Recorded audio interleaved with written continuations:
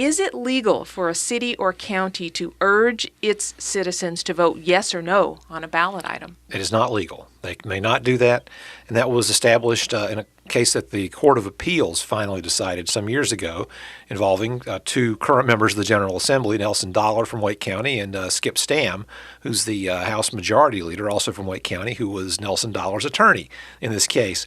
And what the court said was that cities and counties may provide information about measures that are on the ballot, but they can't actually advocate for their passage or, I suppose, for their defeat if for some reason some sort of gadfly were to put on some sort of tax limitation initiative or something like that. The city can't actually use public funds to advocate for its defeat, so they have to be neutral. They can provide information, but they can't engage in direct advocacy.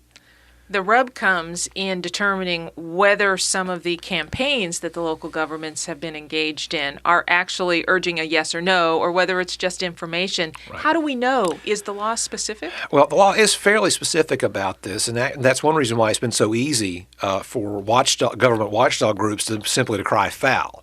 The law does say you cannot use public funds for this. Where there is a gray area is actually, it doesn't say public funds, it says public resources.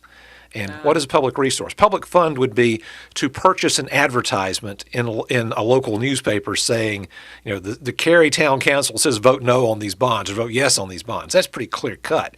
The problem is, what if the county operates a website? What if the county has a public affairs program which discusses these issues and maybe slants its information to one side?